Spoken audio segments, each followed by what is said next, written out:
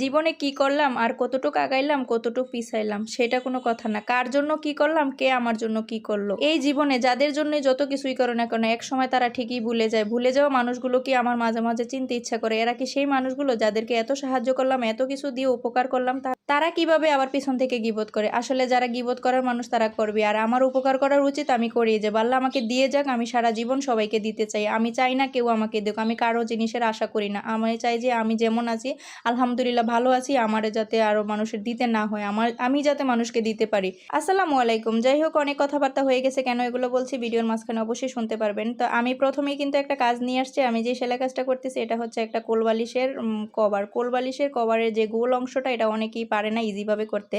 আর আমি দেখুন একটা গোল কাপড় কেটে নিয়েছি, আর এই গোল করে কাটার উদ্দেশ্যটাই হচ্ছে এটা যাতে গোল হয়। আর গোল করে কেটে আমি কিন্তু 4 ভাগ করেছি। 4 ভাগে 4 কোণায় 4টা করে, আমি গোল জিনিসের যেহেতু কোণা নেই তারপরেও 4টা ভাগ করে 4 জায়গায় 4টা আমি চিহ্ন দিয়ে রাখছি যাতে বুঝতে সুবিধা হয়।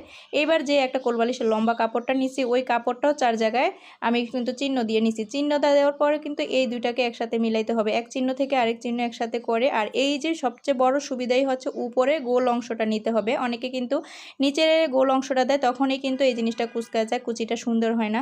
তো যাই হোক, আমি কিন্তু এই জিনিসটা উপরে দিলাম, দিয়ে এবার কিন্তু সুন্দরভাবে সেলাইটা করতে হবে। আর নিচের যে কাপড়টা দেওয়া আছে ওইটাই কিন্তু আমার কুচি দিতে হবে, গোল অংশটা না, গোল অংশটা সমান থাকবে। তো আপনারা দেখতেই থাকুন আমি কিভাবে করতেছি, একেবারেই খুব সহজে আমি দেখিয়ে দিলাম। যাই হোক, আমি যে কথাগুলো এতক্ষণ বললাম, যে দেখলাম সংসার হোক, আত্মীয় স্বজন হোক, যেখানেই হোক, যারই হোক, বা পাড়া প্রতিবেশী হোক, রাস্তার মানুষ হোক, আপনি যাকেই উপকার করেন না কেন, আপনি পর মানুষকে উপকার করে মনে হয় যতটুকু ভালোবাসা পাবেন, নিজের মানুষদেরকেও দিয়ে মনে করেন অতটুকু ভালোবাসা পাবেন। এটাই স্বাভাবিক। আপনি একসময় দেওয়া বন্ধ করে দিবেন, আপনি দেখবেন চিরতরে খারাপ হয়ে গেলেন সবার জন্য। আর দিলেও তখনও কিন্তু পিছন থেকে আপনাকে গিবত শুনতেই হবে, এটাই হচ্ছে বাস্তবতা। আর বাস্তবতা আপনাকে মেনে নিতেই হবে।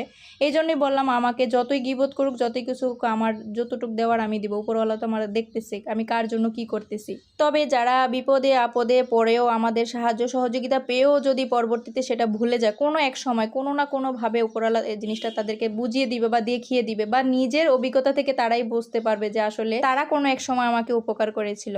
যাই হোক, আত্মীয় স্বজন হোক, বন্ধু বান্ধব হোক, যাই হোক, সবার সাথেই যাই করেন না কেন, টাকা পয়সার লেনদেনটা একটু বুঝে শুনে করতে হবে। বিশেষ করে টাকা পয়সার লেনদেনই কিন্তু মানুষকে আরো বেশি আত্মীয়তা নষ্ট করে দেয়।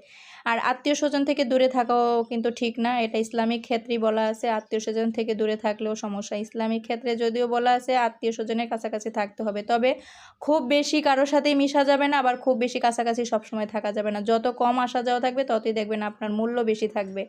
বেশি থাকলেই বেশি মূল্য নষ্ট হয়ে যায়। যাই হোক, আমি আপনাদের সাথে কিছু কথা শেয়ার করলাম, আর কথাগুলো বলার মাঝে মাঝে কিন্তু আমার এই ভিডিওটাও শেষ হয়ে যাচ্ছে। আমার মোটামুটি কোলবালিশের যে কভারটা বানিয়েছি, আমার এই গোল অংশটা মোটামুটি শেষ হয়ে গেছে। আমি এবার উল্টাই আপনাদেরকে দেখাই দিচ্ছি কতটা পারফেক্ট হয়েছে। আর একবারে ইজিলি এই কাজটা এভাবেই করা যাবে। যদি ভিডিওটা ভালো লেগে থাকে অবশ্যই লাইক কমেন্ট শেয়ার করে পাশে থাকবেন।